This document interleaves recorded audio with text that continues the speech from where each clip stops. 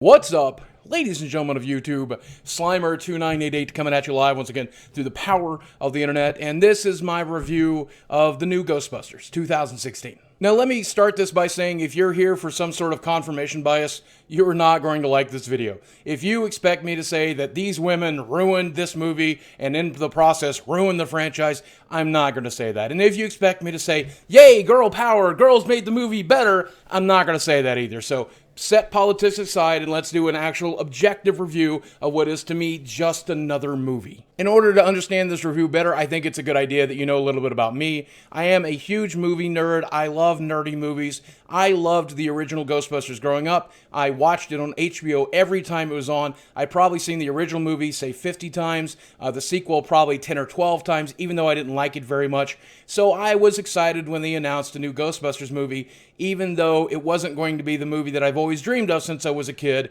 you know, an actual sequel starring the original cast. Just like any other neckbeard who loved the original franchise, I rolled my eyes a little bit and groaned when they announced the new sequel, but I was hopeful, and that's pretty much where I stood going into this movie. So as we get into the actual review, I'm going to do the first part spoiler-free, and when it is spoiler-free, you will see the Ghostbusters logo here on the screen. When I start getting into spoilers, I will warn you verbally, and I will move the Ghostbusters sign to the other side of the screen so that you know I'm about to start talking about spoilers, and it'll remain there as long as I'm talking about spoilers till the end of the video. So first off, is this movie the sequel or the reboot of Ghostbusters that I think it deserves?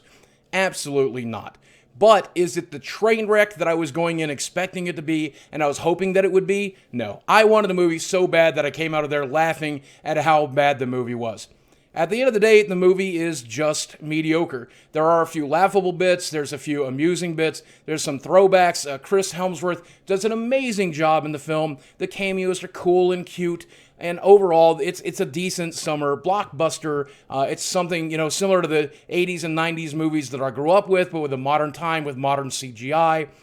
Some of the jokes in there are offensively frustrating. Some of them feel out of place. Some of them fail to land.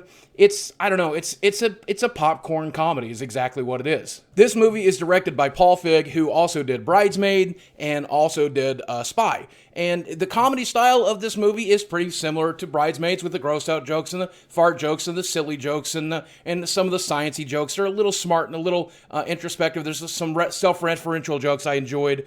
And it's got the same kind of action style that you saw in Spy, that kind of comedy action that was fairly well choreographed, fairly well filmed, and fairly well done. The CGI at parts is very, very good, and the other parts is actually fairly jarring, which is weird because they did use live actors for a lot of the ghost scenes, and a lot of those ghosts kind of make sense, and they look very good. Like the first couple of ghosts you see make sense, they look very good, they're very reasonable ghosts. As the movie gets a little more off the rails, the ghosts get bigger and weirder, and by the end, the ghosts are actually kind of annoying. They just don't really make any sense, but when they got it right, it was really, really good. The first two ghosts look amazing, they sound amazing, and it's actually kind of scary. The movie actually starts off really strong, and it does seem like the people involved, all of the actors, all of the crew, the writers, the special effects guys, everyone involved seems to really care about the product and really want this movie to be good.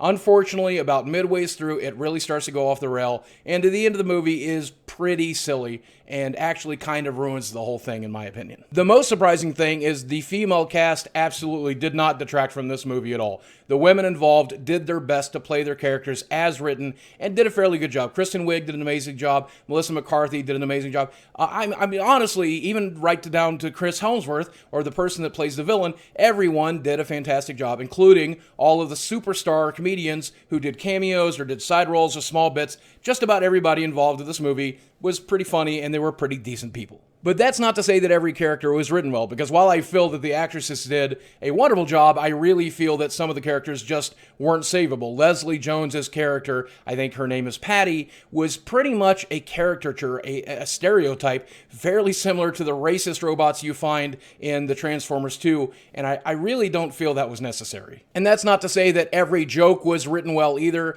In all honesty, a lot of the jokes failed to land, especially the ones that were supposed to be kind of meta or self-referential, and the ones that kind of took a poke at the audience on the internet that didn't like this kind of movie actually feels out of place, and it just doesn't belong in the film. But surprisingly, in the end, I think this was a much better film than the trailer made it look.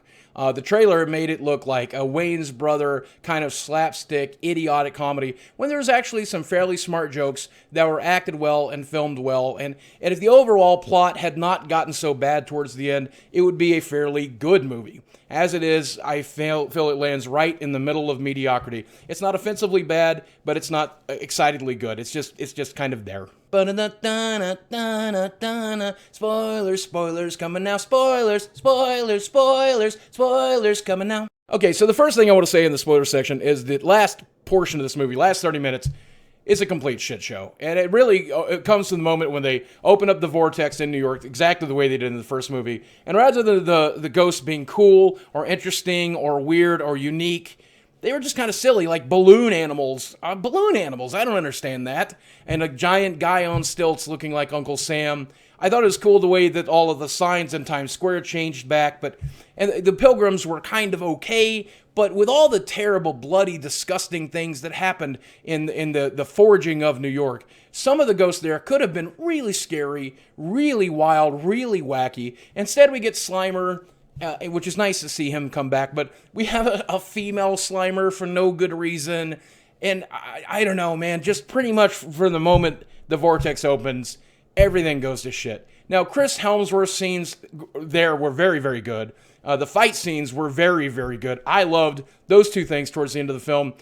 But just even the plot from then just goes to hell. And that exists right up to where the ending scene after the credits actually sets up a sequel. And I really, really wish they could differ themselves from the original movies more. They really failed to do so. This pretty much follows the skeleton of the initial film, is just worse in almost every aspect. Which is particularly frustrating because the beginning of this film actually starts off really strong. I really feel like the opening scene pre-credits was very, very good. I felt like the characters really started to develop and were really interesting towards the beginning of the film. The relationships between the characters done, they were well acted right up until Patty shows up, and Patty really is not that well developed, is really not that interesting of a character, and it's just kind of annoying sometimes when she's on screen. She's definitely no Winston. Like, I wanted Patty to be Winston. Winston in the first movie served to be the straight man, served to be the normal person that got everything explained to so the audience could recognize it and understand that. That wasn't Patty's role here at all. Patty had her own personality. It wasn't a personality that I can particularly connect to, and I guess that's the problem. I would rather she had instead been the blank slate that Winston was, but that's just my opinion altogether. I feel like the cameos and the meta jokes are probably the strongest part of the movie. And, some of them were weird, like Ozzy Osbourne, and like Bill Murray playing the weird scientist, skeptical, ends up getting killed by a ghost. That's kind of silly, right? I feel like that definitely did not need to take place. I would rather this have been a true sequel, and if you're going to bring those actors back, let them hand off the gauntlet to a new cast. That could still be 4 females, could be the daughters of the Ghostbusters, whatever. I don't know, that's my opinion. But the meta jokes, the self-referential stuff actually landed most of the time. It was pretty funny. Not the jabs at the audience. I always hate that in a movie. Even if you're making fun of a fat, weird neckbeard like me, obviously, especially when you make fun of a fat, weird neckbeard like me, I feel like that's just kind of out of place and kind of sucks because there's so many people that turns away from your movie, and it breaks the spell for me, and it makes me not enjoy your movie as much. But I also understand why that stuff's there. I just don't agree with it. And I'll be entirely honest with you, I feel like the cast and crew, right up from Paul Feig and all the actresses and actors involved, right down to the CG artist and the best boy and the grip boy and all these other people, they really cared about this movie, and they tried really, really hard. It was difficult with what they were given, and I don't feel that the writers did a perfect job or anything close to it. I really feel like if we could have had better writers and a better script, overall, you could have had a better movie. I mean, the end product is just not very good. It lands somewhere in the realm of mediocre, probably a little closer to the side of bad. So here's the thing. If you're a Ghostbusters fan, I think this movie can bug you quite a bit. And I don't recommend you rush out to see it. I recommend maybe you wait until it's on a streaming service and watch it then. If you've never seen a Ghostbusters film, you might be able to enjoy this movie as a standalone franchise or a standalone film, but I would rather recommend that you watch the original first 2 Ghostbusters film and get that into your head instead. and then again watch this on a streaming service later. But if you stumble into this theater because you don't know anything about this movie and you walk out of it, you'll think, hey, that was kind of a silly throwaway film, and that's okay. That's okay too. But I've been sitting here thinking about it, and I think it's right to say that what disappoints me about this film is not the film itself. It's not the director, it's not the cast, it's not the fighting, it's not the ghosts, it's not even the writing. It's the fact that as a Ghostbusters fan, I really wanted this movie to be the Dark Knight for the Ghostbusters series. I wanted it to be the reboot with the power of Sony behind it, making an incredible film that had the gravitas that I feel the franchise deserves. That's not what this was. Unfortunately, this was much closer to the Michael Keaton Batman, which is good in its own way and interesting in its own way, and I certainly enjoyed it the way I enjoyed parts of this film. But it certainly had its bad points too, and wasn't Christopher Nolan's Batman, which is what I think we all loved. This movie is just not what I wanted it to be, and that's okay. But when you judge this movie based on its own merit, as a standalone movie, it's okay. It's okay. Just like the Michael Keaton Batman, it's okay. It's not perfect. It's campy. It's weird. It's not very serious, and because of that, I don't enjoy it as much as I wish that I did.